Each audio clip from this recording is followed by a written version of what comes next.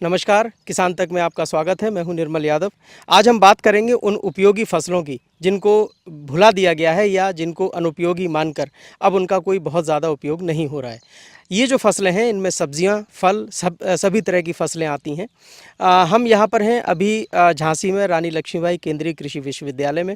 यहाँ एक बड़ा उम्दा किस्म का प्रोजेक्ट शुरू किया गया है जिसमें इस तरह की जो उपयोगी किस्म की जो फसलें हैं उनको फिर से जो है रिवाइव करने का काम किया जा रहा है। हम लगातार इस चीज़ को देखते रहते हैं। जो कभी जंगलों में उगती थी, लोग उनको खाते थे, गांव और किसान जो है उनका भरपूर इस्तेमाल करते थे। उसमें ककोरा एक बड़ा बड़ा नाम है जिसे हम इसी सीज़न में, ये जो बरसात का मौसम होता है, इसमें काफ़ी अधिक मात्रा में देखते थे। लेकिन अब इसको एक तरह से भुला दिया गया है। तो इस तरह की उपयोगी फसलें लेकिन जिन्हें भुला दिया गया है उनके बारे में क्या प्रोजेक्ट चल रहा है, हमारे साथ ये जो डॉक्टर आशुतोष सिंह हैं, कृषि विश्वविद्यालय में आप यहाँ पर काम कर रहे हैं साइंटिस्ट के तौर पर, इनसे बात करेंगे। डॉक्टर साहब, आपका बहुत बहुत स्वागत है किसान तक में। क्या प्रोजेक्ट है ये और किस तरह की इन फसलों पर आप लोग काम कर रहे हैं? ये अंडर यूटिलाइज फसल इसको बोलते हैं, जो जिन फसलों को अनदेखी कर दिया गया था जी। ये फसलें जो है पोषक तत्व, खनिज, मिनरल्स, एंटीऑक्सीडेंट और औषधीय गुणों से भरपूर होती थी, जिसको हमारे पूर्वज अपने खान पान में जी। लाया करते थे, जी। इस्तेमाल करते थे। तो धान, गेहूँ, चना, मटर, सरसों और तिलहनी फसलों की खेती जो है जब बूम पे आई, जब ग्रीन रेवोल्यूशन के बाद उन फसलों को बड़े स्तर पर किया जाने लगा, देश में उत्पादकता बढ़ी, उत्पादन क्षमता बढ़ी, भुखमरी बढ़ी। लेकिन कहीं न कहीं जो है पोषक तत्वों की कमी हमारे शरीर में हुई। पोषक तत्वों की कमी इसलिए हुई कि हम जो है पौष्टिक फसलें जो कि हमारे शरीर को ऊर्जा देती थी, रोगों से, बीमारियों से दूर रखती थी, वो हमारे खान पान से दूर होती गई। तो इस बात को ध्यान में रखते हुए हम जो है अंडर यूटिलाइज क्रॉप्स, क्षमतावान फसलें जो है फसलों पर काम करने के लिए हमने सोचा। तो वैसे हमने 10 से 12 फसलों को टारगेट किया है। फिलहाल अभी हम 2 फसलें जो है यहाँ पे रानी लक्ष्मीबाई केंद्रीय विश्वविद्यालय में लगाया हूँ, जिसमें से एक ककोड़ा है जिसको स्पाइन गार्ड बोलते हैं। ये प्रायः जंगलों में होता है और इस पर भी कुछ इसकी लगभग 2 प्रजातियां अभी तक विकसित हुई हैं पूरे देश में। ये पोषक तत्वों से भरपूर होती है। इसमें खनिज तत्व भी ज़्यादा पाए जाते हैं, एंटीऑक्सीडेंट पाए जाते हैं, एंटी कैंसरस प्रॉपर्टी होती है। इसके अलावा भी जो है इसमें विटामिन्स, मिनरल्स प्रचुर मात्रा में पाए जाते हैं। और दूसरी फसल है जिस पर हम काम कर रहे हैं, विंग्ड बीन। विंग्ड बीन मतलब पंखिया सेम जिसको बोलते हैं। ये अफ्रीकन कंट्री से इंडिया में लगभग आज के 18 से 20 साल पहले इंट्रोड्यूस की गई थी।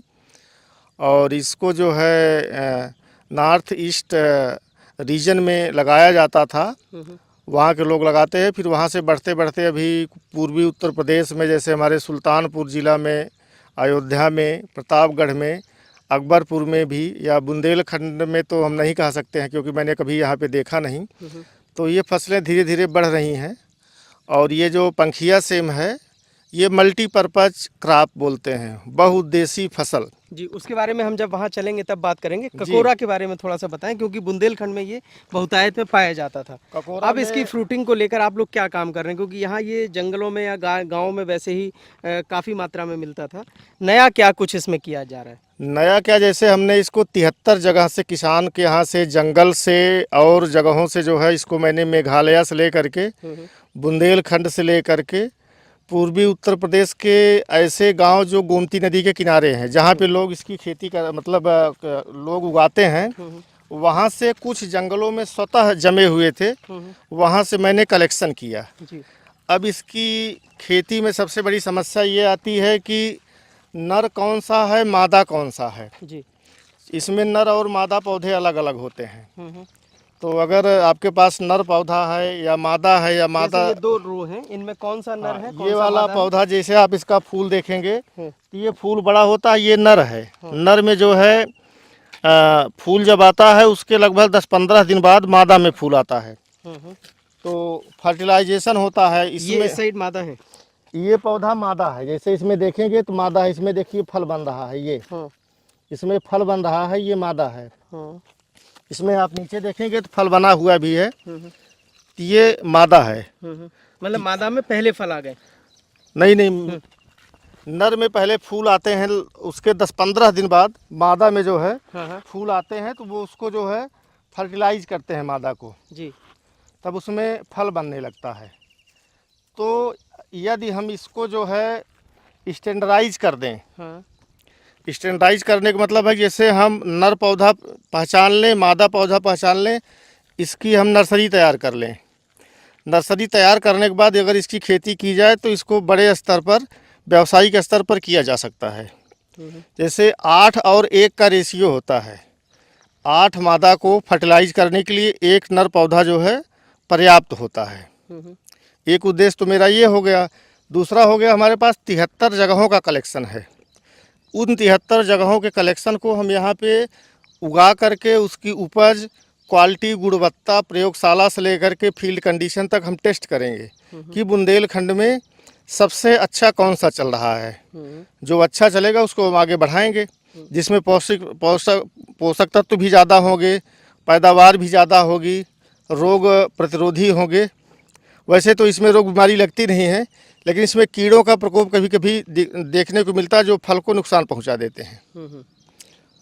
तो इसमें अगर हम बात करें कि अगर कोई किसान इसको करना चाहते हैं, जैसे अभी तक तो ये जंगली पौधा था एक तरह से, तो ये जो नर मादा का जो टेक्निकल रेशियो आपने बताया, इसका कितना ध्यान रखना पड़ेगा, और ट्रेनिंग के लेवल पर अभी किसानों को क्या कोई इसकी ट्रेनिंग दी जा रही है या भविष्य में क्या योजना है? भविष्य में इसको तो अभी पहले साल हम लगाए हैं। इस फसल की खासियत, सबसे खासियत ये है कि इसमें नीचे जो है ट्यूबर्स बनते हैं, कंद बनते हैं।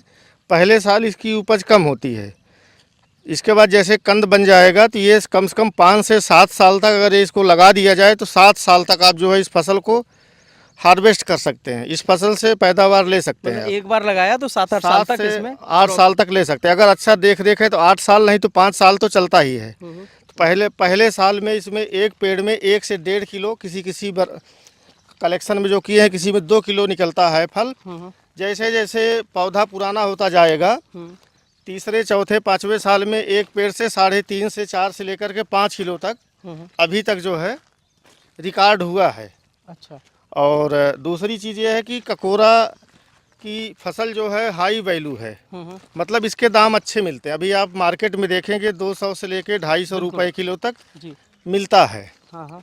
तो यदि किसान इसको, यहाँ बुंदेलखंड का किसान जहाँ पे पानी की समस्या है, सिंचाई की समस्या है, और बहुत सारी उबड़ खाबड़ ज़मीन है, पथरीली ज़मीन है जहाँ पे खेती नहीं की जा सकती है, मतलब ये खराब ज़मीनों में आसानी से हो जाती, क्योंकि जंगली फसल है, तो इसको आसानी से उगाया जा सकता है। जी। अब बात करेंगे वो दूसरी क्रॉप जिसको आप कह रहे हैं कि अफ्रीकी देश से लाया गया है, और उसकी भारत में क्या उपयोगिता हो सकती है और क्या उसके रिजल्ट रहे हैं? ये है, इसको अंग्रेजी में बोलते हैं विंग्ड बीन। विंग्ड बीन मतलब पंखिया सेम। इसकी फली जो है ना, में 4 पार्ट होते हैं, पंख की तरह दिखती है। ऐसे 3 ऐसे निकलेगी पंख की तरह, उसमें से गुच्छे में फली निकलती है, इसलिए इसको पंखिया सेम बोलते हैं। और इसका जड़ को छोड़ करके पूरा पौधा जो है उपयोगी होता है। इसके पत्तियों को, तने को हम साग के रूप में खाते हैं। फली को, हरी फली को सलाद और सब्जी के रूप में खाया जाता है। फली के बीच में जो इसके दाने बनते हैं ना, उससे हम दाल बना के खाते हैं, सूखे हुए दाने को। और ये भी पोषक तत्वों से भरपूर होती है। अभी इंडिया मार्ट पे आप गूगल में सर्च करेंगे तो इसकी कीमत जो है 800 से लेके 1000-1200 रुपया 1 किलो की कीमत है। तो इस कितनी आसानी से अवेलेबल होती है ये मार्केट में? मार्केट में तो इसकी चूँकि खेती जो है इसकी बहुत जगह होती नहीं है, इसलिए इसकी जो है कीमत भी ज़्यादा है, और मार्केट में वैसे सामान्यतः अवेलेबल है नहीं। जी। बुंदेलखंड में तो नहीं देखने को मिलता है। ये नॉर्थ ईस्ट में, मेघालय में, सिक्किम में, मिजोरम में और मणिपुर में, वहाँ इसको जो है प्रायः लोग लगाते हैं, खेती करते हैं। और इसकी फली इतनी स्वादिष्ट होती है, इसको सलाद के रूप में कच्चे ही खाया जाता है, और इसका जो है इसकी सब्जी भी बनती है।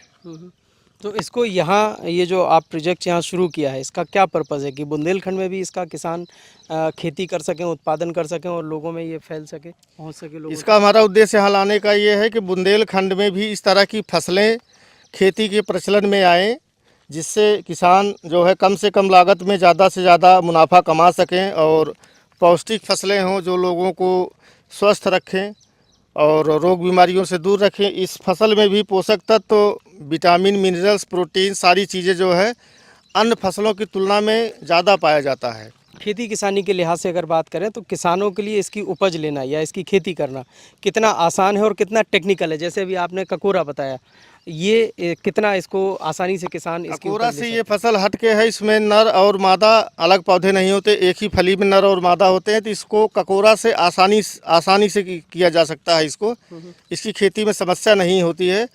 बस इसका बीज जो है जमने में थोड़ा सा समय लेता है। हैं? जैसे कितना समय लेता है? चना, मटर, अरहर का बीज होता है, हार्ड होता है। इसका बीज, इसका दाना जो है लगभग मान के चलिए अरहर के बीज की तरह होता है। तो इसको जमने में और फसलें जो है 7 से 8 दिन में जो है सब फसलें लगभग जम जाते हैं बीज। इसके बीज को जमने में 15 दिन लगभग लग जाता है। जमने के बाद जो है इसमें कोई रोग बीमारी वैसे अभी तक यहाँ पे देखने को नहीं मिली। इसमें रोग बीमारी लगती ही नहीं क्योंकि ये सब जंगली फसलें हैं।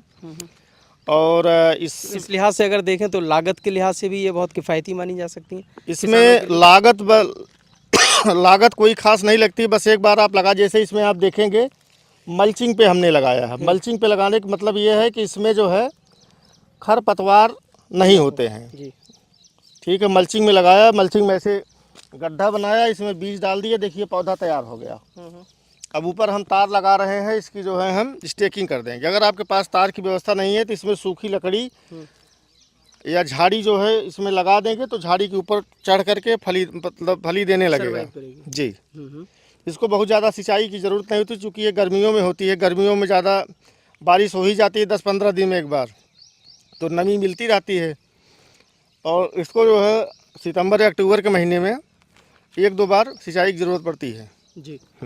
अगर हम बात करें किसानों की रिस्पॉन्स की, तो अब तक क्या कुछ इसका ट्रेनिंग वगैरह दी गई है किसानों को? क्योंकि ये फसल पहली बार शुरू की गई है, अगले साल से हमारा प्रयास रहेगा कि किसानों के यहाँ इसमें से जो हम 72-73 लाइन लगाए हैं, 72-73 जगह से कलेक्शन है, उसमें से जो सबसे अच्छी परफॉर्म करेगी यहाँ पे उसको हम कुछ किसानों के यहाँ, हमारे यहाँ एक फ्रंट लाइन डिमांस्ट्रेशन अग्रिम पंक्ति प्रदर्शन कार्यक्रम चलता है विश्वविद्यालय के द्वारा।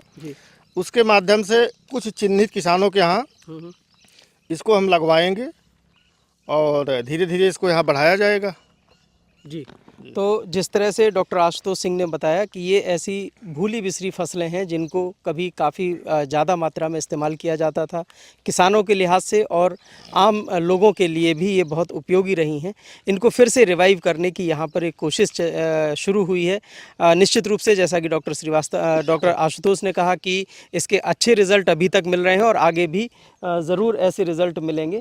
तो ये सारी चीज़ें, जी क्या कुछ और? तो आगे हम कुछ टमाटर लगाए हैं। गर्मियों में यहाँ टमाटर नहीं होता है। हाँ। गर्मियों बरसात में यहाँ टमाटर नहीं होता है। यहाँ पे लगभग लोग सर्दियों के समय में टमाटर की खेती करते हैं जी। क्योंकि गर्मियों में घास और पानी और टेम्परेचर और ढेर सारी समस्याएं हैं जिसकी वजह से टमाटर की फसल यहाँ पे गर्मियों में ना के बराबर होती है। इसको ये जो सामने दिख रहा है ये गर्मी के लिए टमाटर आपने दिया है। हाँ, तो गर्मियों में बरसात में ये हमारी जो है भारतीय सब्जी अनुसंधान द्वारा विकसित जो है जी, काशी तपस वैरायटी है।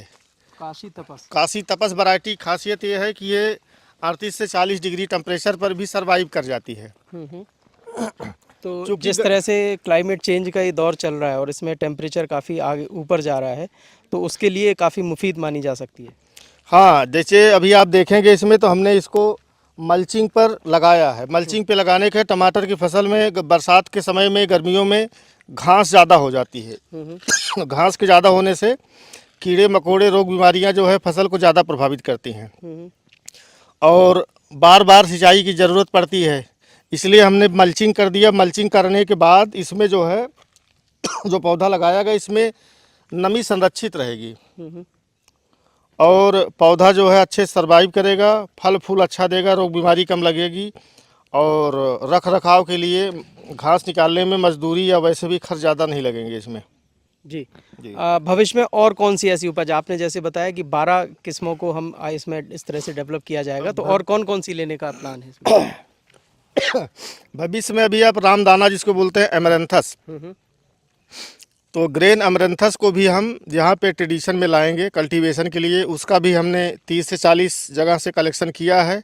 लेकिन उसमें से ढेर सारी चीज़ें कामन, ढेर सारी प्रजातियां कामन हैं, तो 10-12 मान के चलिए। और दूसरा एक बाकला है, फावा बीन, वो भी दलहनी फसल है। उसकी मतलब मटर की तरह हरी फली भी खाई जाती है, सूखने पर उसकी दाल भी बनती है। और इसके बाद किनोवा है, चिया है। इस तरह से जो है हम जैसे जैसे हमको ये फसलें उपलब्ध होती जाएंगी, इनके बीज जो है गांव से या जो लोग आदिवासी टाइप के लोग हैं जो जंगलों में रहते हैं, जो गोमती नदी या कोई भी नदी के किनारे जो जैसे लोग रहते हैं, हमने प्रायः जो है गोमती नदी किनारे से वहाँ हम लोगों के साइड में उनको मलाह बोलते हैं, निषाद। तो निषाद जो होते हैं ना, ये इन सब फसलों की खेती जो है करते हैं गोमती नदी के किनारे। पारंपरिक तौर पर ये नहीं पारंपरिक तौर पर ये लोग करते हैं। पूर्वी उत्तर प्रदेश में उधर गोमती नदी जो लखनऊ से होते हुए गई है, उधर हम लोगों के गांव के साइड में ये इन फसलों को जो है ज़्यादा खेती करते हैं लोग। जी। हाँ, तो जिस तरह से फसल विविधीकरण को लेकर सरकार लगातार प्रयासरत है, किसानों को इस बात के लिए प्रेरित किया जा रहा है कि एक ही खेत में कई तरह की फसलें लगाई जाएं, जिससे आय में इजाफा हो। खास तौर से अगर हम देखें तो दलहन और तिलहन को लेकर सरकार का पूरा जोर है, किस तरह से देश को इस मामले में आत्मनिर्भर बनाया जाए। तो ये जो फसलें हैं जिसमें एक ही पौधे में सलाद और सब्जी से लेकर दाल तक सब कुछ मिल रहा है, ये किसानों के लिए एक बहुत फ़ायदे का सौदा हो सकता है। भविष्य में निश्चित रूप से एक उम्मीद की जा सकती है कि फसल विविधीकरण के प्रयास जो है वो किसानों की आय को बढ़ाने में एक महत्वपूर्ण भूमिका निभाएंगे। झांसी से किसान तक के लिए निर्मल यादव। अगर ये वीडियो आपको पसंद आया है तो इसे लाइक ज़रूर करें। अगर चैनल अभी तक सब्सक्राइब नहीं किया है तो कर लें और नोटिफिकेशन पाने के लिए बेल आइकन भी दबा दें।